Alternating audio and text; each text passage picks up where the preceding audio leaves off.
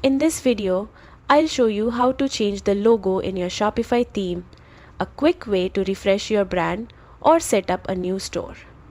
Don't forget to like and subscribe for more Shopify tips. Start by logging into Shopify and heading to the online store section on the left menu. Click Themes, then find your current theme and click Customize. This opens the theme editor. Next, go to the header section. This is where your logo appears. Scroll down to Theme Settings and find the logo area. Click Select to either upload a new file or choose an existing one. For a new logo, click Add Files. Select your logo and then click Done. Preview your site to make sure the logo fits perfectly. And that's it. Your Shopify store now has a refreshed logo that better represents your brand.